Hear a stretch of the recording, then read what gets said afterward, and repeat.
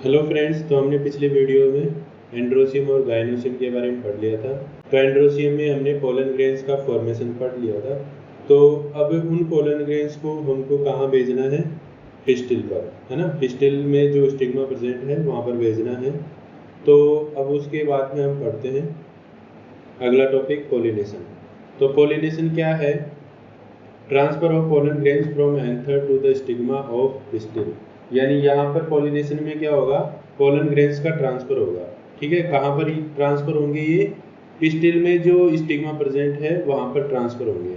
ठीक है, जैसे ये क्या है, हम पिस्टिल बना रहे हैं, है ना, जिसमें स्टाइल, ओवेरी और स्टिग्मा प्रेजेंट है। ठीक है, ये स्टिग्मा है यहाँ पर। तो इस स्टिग्मा पर क्या भेजना है मेरे को? पोलन ग्रेन्स, है ना। कहाँ से भेजना है? एंथर से। ठीक है, ये स्टेमन में यहाँ पर एंथर प्रेजेंट है ना। तो इस एंथर से क्या निकले? पोलन ग्रेन्स, और ये कहाँ चले गए? इस स्टिग्मा पर चले गए। ठीक है, तो इसको हम क्या बोलेंगे? पोलन ग्रेन्स के स्टिग्मा पर पहुँचने को पोलिनेशन। ठीक है, अब पोलिनेशन अलग अलग टाइप का होता है। तो पहला टाइप देखते हैं हम, ऑटोगेमी, है ना। तो ऑटोगेमी में क्या होता है? जो पोलिनेशन होगा वो सेम फ्लावर में होगा। ठीक है, सेम फ्लावर में, यानी एक फ्लावर होगा, है ना। जैसे ये कोई फ्लावर है, ये कोई फ्लावर है। इस फ्लावर में क्या प्रेजेंट है? स्टिग्मा भी प्रेजेंट है, यानी पिस्टिल प्रेजेंट है ना। ये एंथर प्रेजेंट है एक ही फ्लावर में, है ना। तो इन एंथर से जो पोलन ग्रेन्स रिलीज होंगे वो इसी फ्लावर की स्टिग्मा पर गिर जाएंगे। ठीक है, तो इसको हम क्या बोलेंगे? इस टाइप के पॉलिनेशन को हम क्या बोलेंगे? ऑटोगेमी। ठीक है, यहाँ पर जो ऑटोगेमी है वो जनरली जो चेस्मोगेमस फ्लावर्स होते हैं। चेस्मोगेमस फ्लावर्स कौन से? जो ओपन फ्लावर होते हैं, है ना, जो फूलते हैं। ठीक है, दोनों स्टिग्मा और जो एंथर है वो हवा के कांटेक्ट में रहते हैं। तो ऐसे फ्लावर्स को हम क्या बोलते हैं? चेस्मोगेमस, है ना। तो चेस्मोगेमस फ्लावर्स में जो ऑटोगेमी है वो रेयर होती है। ठीक है, चाहे वो बाइसेक्सुअल फ्लावर हो, फिर भी उनमें ऑटोगेमी रेयर होगी। क्यों रेयर होती है? क्योंकि उनमें जो पोलन रिलीज और स्टिग्मा रिसेप्टिविटी, है ना, स्टिग्मा रिसेप्टिविटी, पोलन रिलीज और स्टिग्मा रिसेप्टिविटी में सिंक्रोनी नहीं हो पाती है। ठीक है, पोलन रिलीज कब होंगी? जब एंथर मेच्योर होगा। ठीक है, तो क्या होता है कि स्टिग्मा पहले मेच्योर हो जाती है और एंथर मेच्योर नहीं हो पाता है। जैसे इसी फ्लावर की बात करते हैं, यहाँ पर स्टिग्मा मेच्योर हो गई और ये जो एंथर है ये मेच्योर नहीं हुए, इनका डिस्टेंस नहीं हुआ है। तो क्या होगा?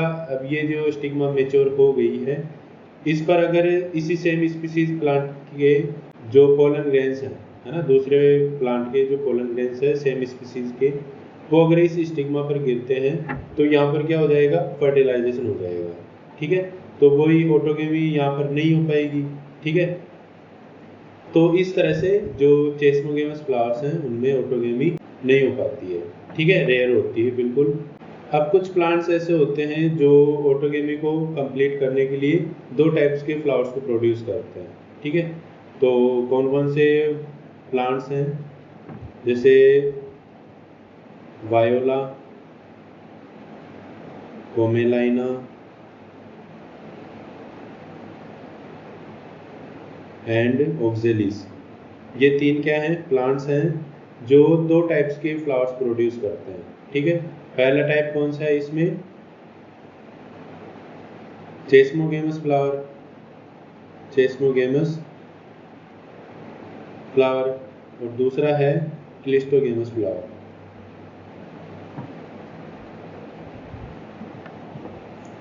ठीक है, क्लिस्टोगेमस फ्लावर, है ना। तो जो चेस्मोगेमस फ्लावर हैं उनके फीचर क्या होते हैं, कैसे दिखते हैं वो? ये जो चेस्मोगेमस फ्लावर हैं वो कैसे होते हैं? ओपन फ्लावर, है ना। जो हम फ्लावर्स देखते हैं जनरली, जो ओपन फ्लावर हम देखते हैं, है ना, उनको, उन फ्लावर्स को हम क्या बोलते हैं? Chasmogamous flowers. ठीक है, और क्लिस्टोगेमस फ्लावर्स कैसे होते हैं? क्लोज्ड फ्लावर्स, है ना, क्लोज्ड फ्लावर्स। तो ये जो फ्लावर्स हैं इनमें जो एंथर और स्टिग्मा है वो बाहर हवा के कांटेक्ट में नहीं आएंगे, है ना, बिल्कुल पैक होंगे अंदर ही अंदर। ठीक है, उनको चारों तरफ से कौन घेरे रखेगा? पेटल्स। ठीक है, और पेटल से वो घिरे हुए रहते हैं, जिसकी वजह से वो बाहर के एनवायरनमेंट के कांटेक्ट में नहीं आ पाते हैं। तो वहाँ पर कंप्लीट चांस होगा किसका? ऑटोगेमी का, क्योंकि जो पोलन ग्रेन्स हैं अगर वो रिलीज होते हैं तो रिलीज होकर उसी फ्लावर की जो स्टिग्मा है उस पर गिर जाएंगे। ठीक है, तो इसमें क्या होगा? और कंप्लीट ऑटोगेमी, कंप्लीट ऑटोगेमी। ठीक है, अब अगले टाइप की बात करते हैं हम, गिटोनोगेमी। गिटोनोगेमी में क्या होता है? यहाँ पर जो पोलन ग्रेन्स का ट्रांसफर होगा वो कौन से फ्लावर पर होगा? एक ही प्लांट के दूसरे फ्लावर पर। ठीक है, जैसे ये कोई प्लांट है, इस पर बहुत सारे फ्लावर्स हैं, है ना, इस तरह से बहुत सारे फ्लावर्स हैं। ठीक है, तो इस फ्लावर से जो पोलन ग्रेन्स रिलीज हो, यानी ये जो फ्लावर है इसमें क्या बने? पोलन ग्रेन्स, और ये पोलन ग्रेन्स इस फ्लावर पर पहुंच गए। ठीक है, फ्लावर दूसरा हो गया और प्लांट एक ही हो गया, सेम प्लांट। ठीक है, तो इस तरह से सेम प्लांट पर उपस्थित दो फ्लावर्स के बीच में जब पोलिनेशन होता है तो उसको हम क्या बोलते हैं? गिटोनोगेमी। ठीक है, तो यहाँ पर देखो जो गिटोनोगेमी है वो फंक्शनली कैसा है? फंक्शनली कैसा है? ये क्रॉस पोलिनेशन, है ना। क्रॉस पोलिनेशन क्यों? क्योंकि ये जो पोलिनेशन है ये दो फ्लावर्स के बीच में हो रहा है। ठीक है, इस वजह से इसको क्रॉस पोलिनेशन बोल सकते हैं फंक्शनली। पर ये जो गिटोनोगेमी है ये जेनेटिकली कैसा होता है? जेनेटिकली किसके सिमिलर होता है? ये सिमिलर टू ऑटोगेमी, है ना। ऑटोगेमी के ये सिमिलर होता है। क्यों सिमिलर होता है? क्योंकि यहाँ पर जो पोलन ग्रेन्स स्टिग्मा पर गिर रहे हैं दूसरे फ्लावर की, तो वो जो पोलन ग्रेन्स हैं वो एक ही प्लांट के हैं। ठीक है, अब अगला टाइप है जीनोगेमी। तो जीनोगेमी में क्या होता है? जीनोगेमी में जो पोलन ग्रेन्स होते हैं वो सेम स्पीसीज के दो प्लांट्स के बीच में ट्रांसफर हो जाते हैं। ठीक है, जैसे ये पपाया है ना, और ये भी पपाया का प्लांट है ना। पपाया का प्लांट कैसा होता है? डाइसियस, है ना, यानी इसमें मेल और फीमेल प्लांट अलग होता है। ये कौन सा है? मेल प्लांट, और ये फीमेल प्लांट, फीमेल प्लांट। ठीक है, तो इसमें क्या होगा? मेल प्लांट में क्या बने? जैसे यहाँ पर ये फ्लावर है, इसमें क्या बने? Pollen grains. ठीक है, और ये पोलन ग्रेन्स दूसरे जो फीमेल प्लांट है उस फीमेल प्लांट की जो फ्लावर की स्टिग्मा है उस स्टिग्मा तक ये पहुंच गए। ठीक है, और स्टिग्मा पर ये गिर गए हैं, तो इस तरह का जो पोलिनेशन होगा उसको हम क्या बोलेंगे? जीनोगेमी। ठीक है, यहाँ पर जो पोलन ग्रेन्स का ट्रांसफर होगा वो दो अलग अलग प्लांट्स के फ्लावर्स के बीच में होगा। ठीक है, तो ये जो जीनोगेमी है वो कंप्लीटली जेनेटिकली डिफरेंट होता है। ठीक है, यानी यहाँ पर जेनेटिकली डिफरेंट टाइप के क्या बनते हैं? Pollen grains. ठीक है, क्यों बनते हैं? क्योंकि यहाँ पर दो अलग अलग प्लांट्स हैं। ठीक है, दोनों अलग अलग प्लांट्स के अलग अलग पोलन ग्रेन्स बन रहे हैं, है ना। तो इस तरह से जो पोलन ग्रेन्स हैं वो जेनेटिकली डिफरेंट होंगे, है ना।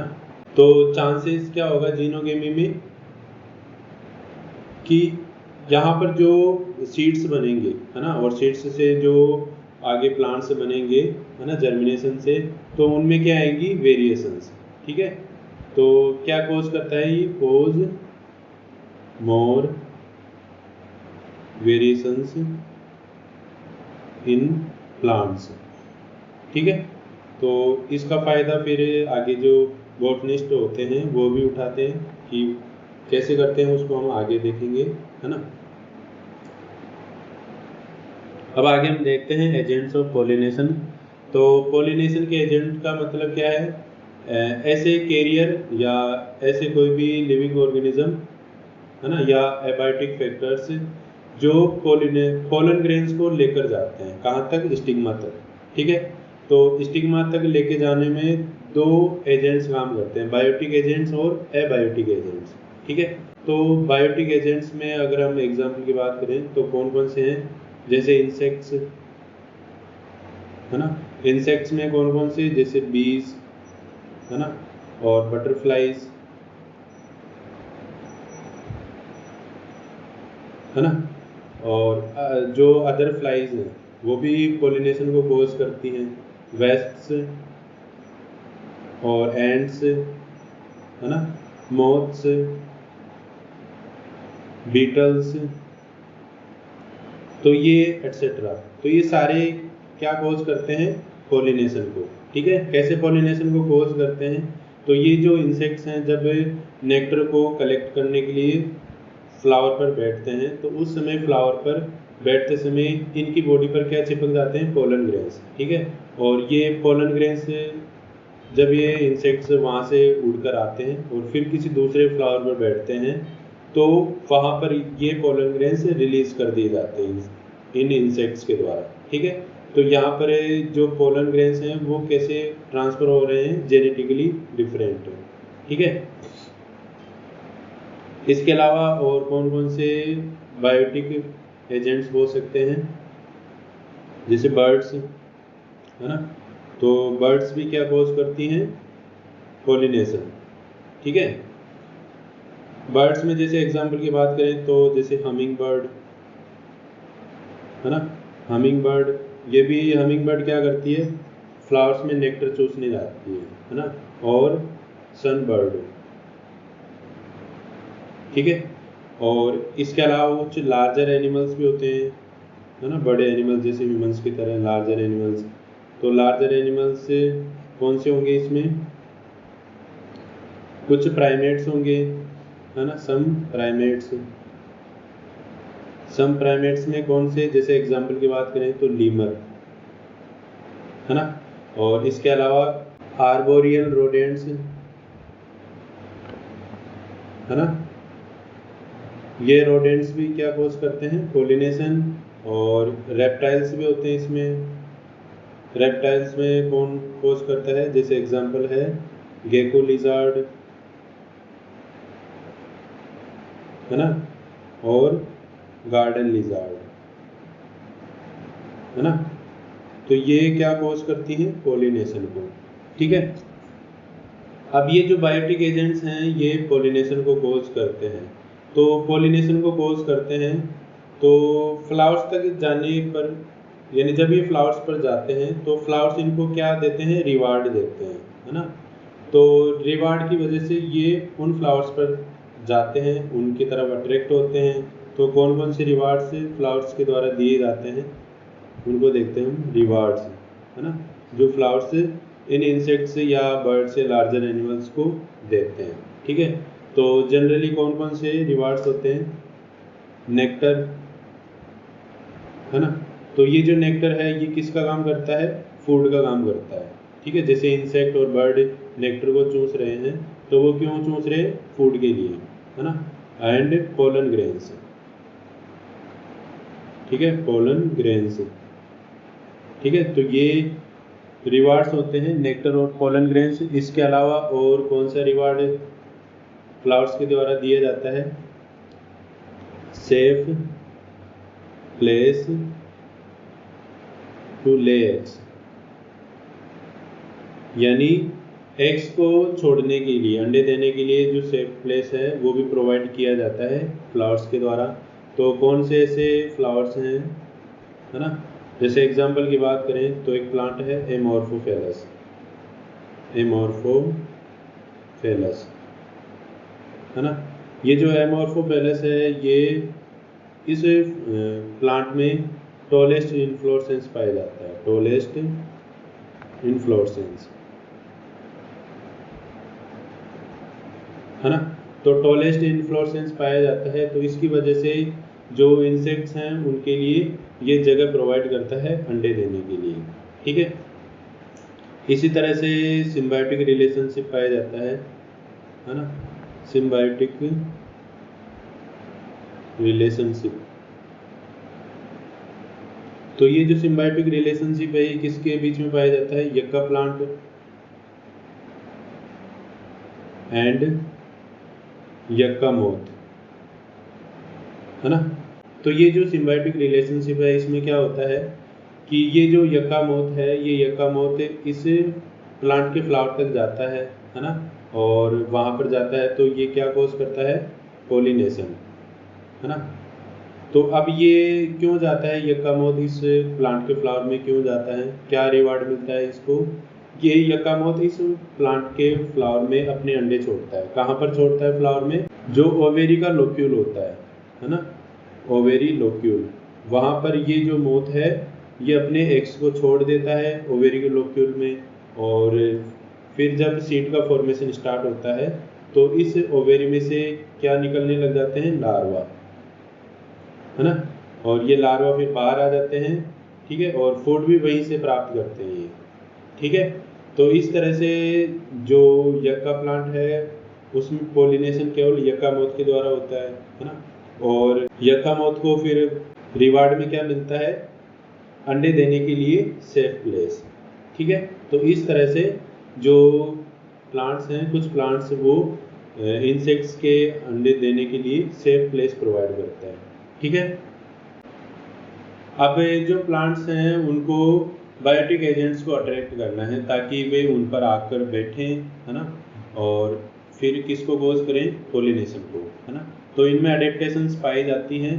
तो ये अडेप्टेशन क्या करती हैं, इन इंसेक्ट्स या एनिमल्स को अट्रैक्ट करती हैं, ठीक है। तो कैसे अडेप्टेशंस पाई जाती हैं, जो फ्लावर्स होते हैं वो लार्ज होते हैं, ठीक है, बड़े साइज़ के होंगे तो जो एनिमल्स हैं उनको आसानी से दिख पाएंगे, ठीक है, जिससे कि ये इन पर बैठ पाएंगे आसानी से आकर, और फ्रेग्रेंट होते हैं, यानी फ्रेग्रेंस जो खुशबू है उसको रिलीज करते हैं एनवायरनमेंट में, तो ये खुशबू इन एनिमल्स को अट्रैक्ट करती है पोलिनेशन के लिए, ठीक है।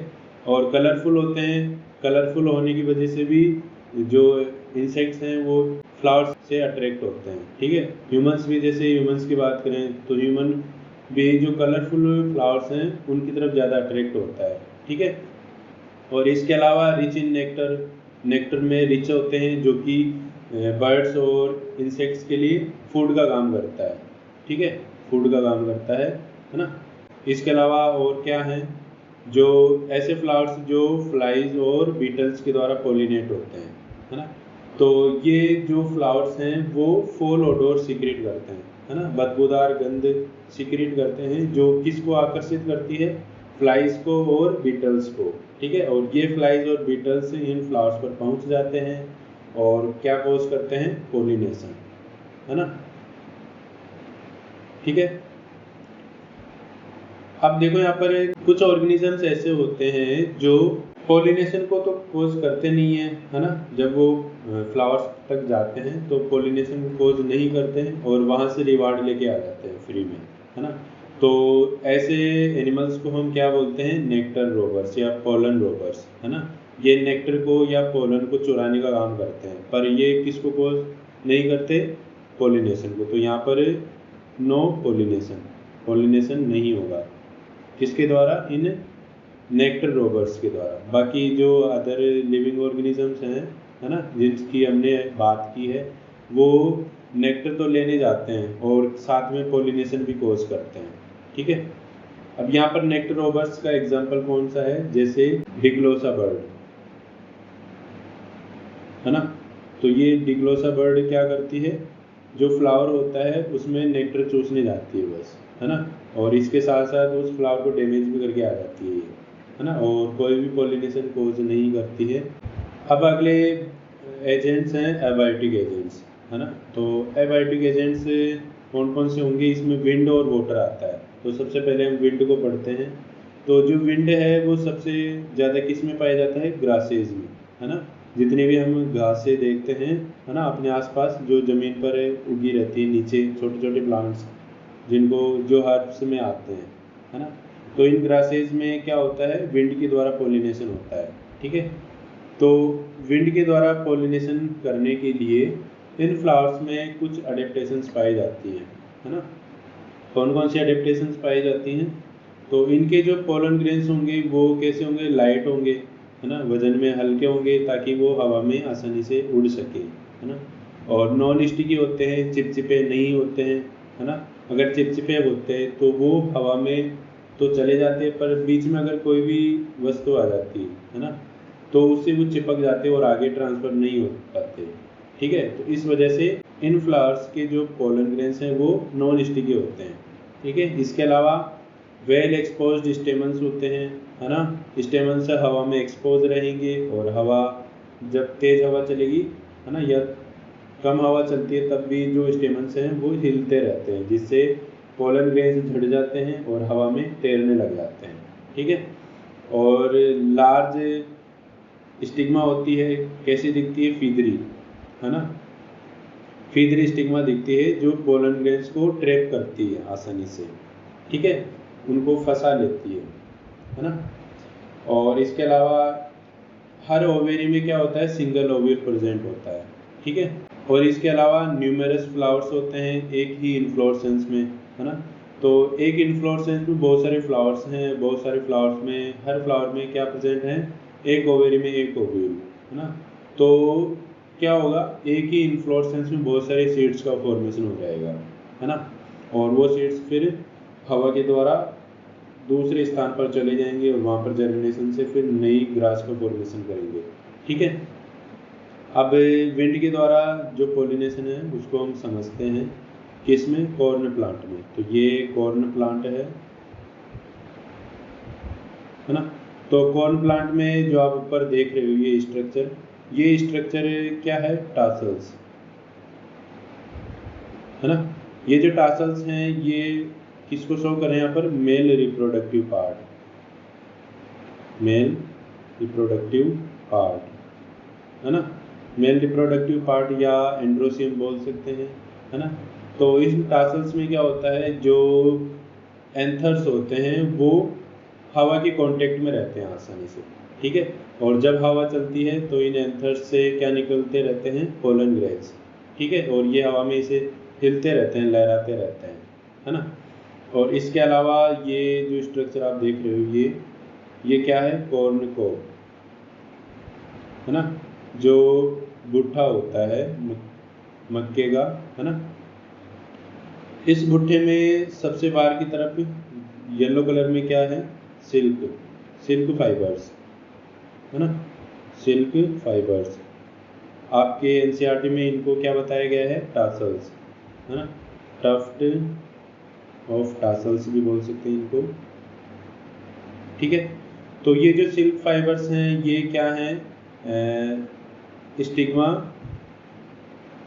एंड स्टाइल, है ना। तो ये जो सिल्क फाइबर्स हैं, स्टिग्मा और स्टाइल, ये भी बाहर की तरफ लटके हुए रहते हैं, यानी हवा के कांटेक्ट में रहते हैं।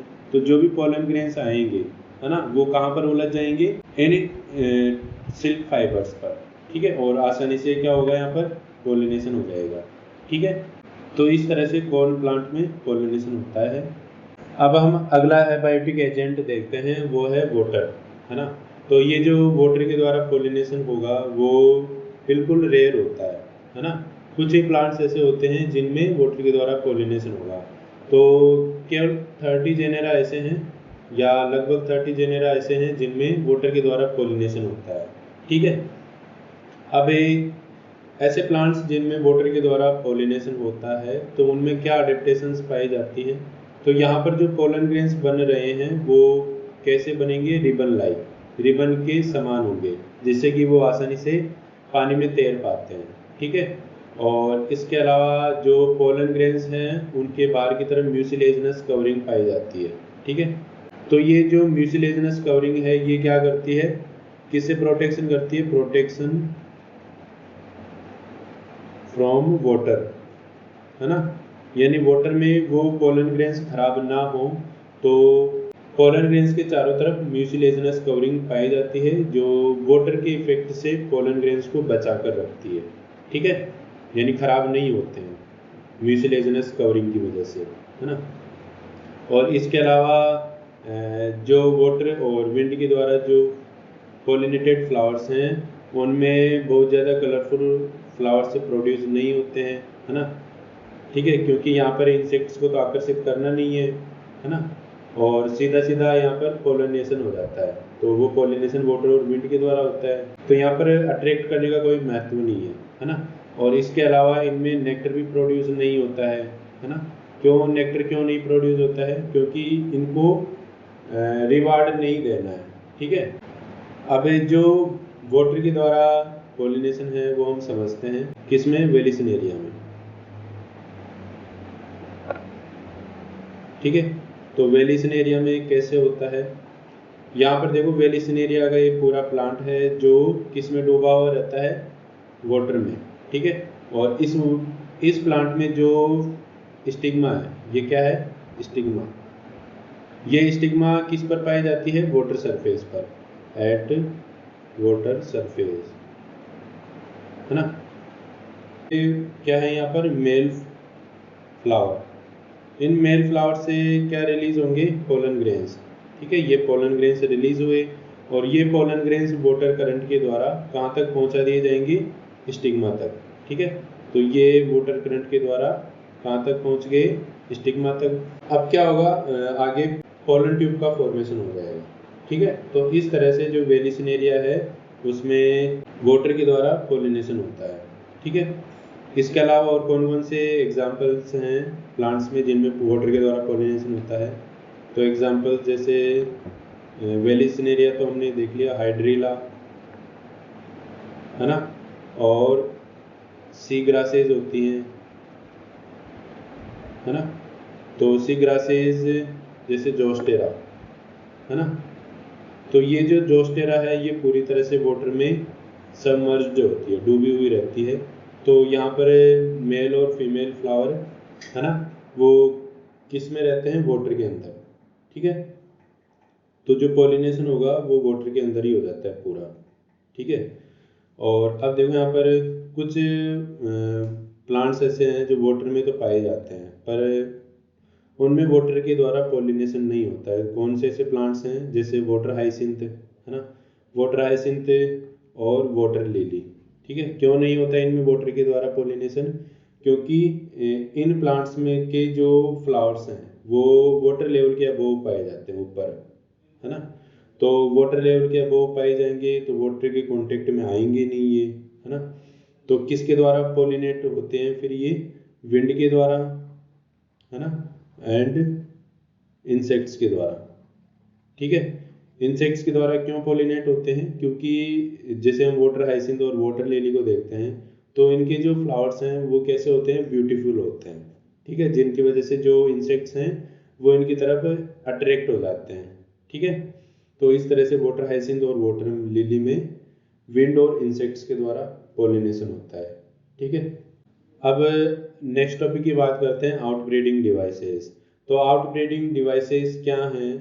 ये एक तरह के अडेप्टेशंस होते हैं प्लांट्स में, है ना। तो प्लांट्स में कैसी अडेप्टेशंस होती हैं? ये ऐसी अडेप्टेशंस जो सेल्फ पॉलिनेशन को रोकती है और किसको बढ़ाती है? क्रॉस पॉलिनेशन को, ठीक है। तो कारण क्या है कि इन प्लांट्स में सेल्फ पॉलिनेशन नहीं हो पा रहा है, ठीक है। तो सेल्फ पॉलिनेशन में क्या होता है? जब सेल्फ पॉलिनेशन होता है ना। तो ये जो सेल्फ पॉलिनेशन है ये किसको कॉज करता है? इनब्रीडिंग डिप्रेशन को, है ना, इनब्रीडिंग डिप्रेशन। तो इनब्रीडिंग डिप्रेशन का मतलब क्या है? इनब्रीडिंग डिप्रेशन में जो प्लांट की फिटनेस है वो रिड्यूस हो जाती है, ठीक है, रिड्यूस्ड फिटनेस, ठीक है। जैसे हम ह्यूमंस की बात करें तो ह्यूमंस में जैसे शादी करते हैं तो वो बिल्कुल क्लोजली रिलेटेड नहीं देखते हैं, है ना, अगर लड़का या लड़की देखते हैं, ठीक है। क्रॉस पॉलिनेशन को कॉज करने के लिए फिर आगे क्या क्या अडेप्टेशंस पाई जाती हैं? एक तो जो एंथर और स्टिग्मा की जो मैच्योरिटी है ना, ये अलग अलग टाइम पर होती है। कैसे? जैसे कोई फ्लावर है ना, जिसमें दोनों एंड्रोसियम और गाइनोसियम प्रेजेंट है ना, एक ही फ्लावर में, और उसमें सेल्फ पॉलिनेशन रोकना है तो कैसे रुकेगा वो? तो इसके लिए क्या अडेप्टेशन पाई जाती है? तो इस फ्लावर में जो स्टिग्मा है वो पहले मेच्योर हो जाती है और एंथर मेच्योर नहीं हो पाता है। तो क्या होगा? उसी फ्लावर की जो पोलन ग्रेन्स हैं वो किस पर नहीं गिर पाएंगे? उस फ्लावर की स्टिग्मा पर। और उस स्टिग्मा पर कौन से फ्लावर के पोलन ग्रेन्स गिरेंगे, किसी दूसरे प्लांट के जो कि सेम स्पीसीज का है। ठीक है, तो इस तरह से एंथर और स्टिग्मा में डिफरेंट टाइप पर मैच्योरिटी होती है। ठीक है, और इसके अलावा जो एंथर और स्टिग्मा की पोजीशन है वो इक्वल लेवल पर नहीं होती है, बराबर नहीं होते हैं। कैसे होते हैं, जैसे ये स्टिग्मा है ना यहाँ पर, और ये एंथर इसके नीचे है ना, तो बहुत कम चांस होंगे कि इस एंथर के जो पोलन ग्रेन्स हैं वो इस स्टिग्मा पर गिर जाए। ठीक है, तो कौन से पोलन ग्रेन्स गिरेंगे यहाँ पर, दूसरे प्लांट के फ्लावर के पोलन ग्रेन्स। ठीक है, इसके अलावा सेल्फ इनकॉम्पेटिबिलिटी। सेल्फ इनकॉम्पेटिबिलिटी का मतलब क्या है कि यहाँ पर जो स्टिग्मा है वो स्टिग्मा एक ही प्लांट के, जो सेम प्लांट के पोलन ग्रेन्स हैं उनको एक्सेप्ट नहीं करती है ना। तो इस तरह से यहाँ पर सेल्फ पोलिनेशन नहीं होगा, है ना, क्रॉस पोलिनेशन का पूरा चांस है ना, जिन्हें प्लांट्स में सेल्फ इनकॉम्पेटिबिलिटी पाई जाती है। ठीक है, और इसके अलावा production of unisexual flowers. Unisexual flowers produce होते हैं, जैसे एग्जांपल की बात करें, है ना, पपाया। तो पपाया में मेल और फीमेल प्लांट अलग अलग पाया जाता है। ठीक है, तो वहाँ पर भी पूरा चांस होता है किसका, क्रॉस पोलिनेशन का। ठीक है, तो इस तरह से जो प्लांट्स हैं उन्होंने क्रॉस पोलिनेशन के लिए अडेप्टेशंस पैदा कर ली, है ना। अब देखो यहाँ पर जो क्रॉस पोलिनेशन है वो क्यों ज़रूरी है प्लांट्स में। क्रॉस पोलिनेशन की वजह से क्या आती है, प्लांट्स में वैरायटीज़ आती है ना, और ये जो वैरायटीज़ हैं ये फिर क्या करती हैं, फिटनेस को इंक्रीज करती हैं, है ना। जितनी ज़्यादा वैरायटीज़ होंगी प्लांट्स में उतनी ज़्यादा जो न्यू प्लांट्स प्रोड्यूस होंगे सीड्स से उनमें फिटनेस ज़्यादा होगी। ठीक है, तो इस वजह से क्रॉस पोलिनेशन जरूरी होता है। सेल्फ पोलिनेशन में क्या होता है, वो इनब्रीडिंग डिप्रेशन यानी फिटनेस रिड्यूस हो जाती है। ठीक है, अब देखो आगे आर्टिफिशियल हाइब्रिडाइजेशन। तो आर्टिफिशियल हाइब्रिडाइजेशन का मतलब क्या है कि यहाँ पर हम जो डिजायर्ड पोलन ग्रेन्स हैं उन डिजायर्ड पोलन ग्रेन्स को किस पर छिड़कते हैं, स्टिग्मा पर। ठीक है, तो वो डिजायर्ड पोलन ग्रेन्स किसी दूसरे प्लांट के हो सकते हैं, है ना, सेम स्पीसीज के। तो डिजायर्ड पोलन ग्रेन्स किसके लेंगे, ऐसा प्लांट जो अच्छे फल प्रोड्यूस करता है ना। तो उस प्लांट के पोलन ग्रेन्स को हम उठाएंगे वहाँ से और किसी दूसरे प्लांट की जो स्टिग्मा है जिसमें भी कुछ अच्छी क्वालिटी है फ्रूट्स में, उस पर हम छिड़क देंगे। तो इस तरह से दो प्लांट्स की जो क्वालिटी है वो एक जगह पर आ जाएगी। ठीक है, तो इस वजह से आर्टिफिशियल हाइब्रिडाइजेशन किया जाता है, यानी किसके लिए किया जाता है, ये क्रॉप इम्प्रूवमेंट के लिए, है ना। जो भी फसल है उसमें कुछ इम्प्रूवमेंट्स लाने के लिए आर्टिफिशियल हाइब्रिडाइजेशन किया जाता है। तो उसमें कुछ टेक्निक्स होती हैं, कौन कौन सी टेक्निक्स होती हैं इनको हम देखते हैं। तो कैसे करते हैं आर्टिफिशियल हाइब्रिडाइजेशन, सबसे पहले हम इमस्कुलेशन करते हैं। इमस्कुलेशन में क्या करते हैं, जो एंथर है उसको हटाते हैं।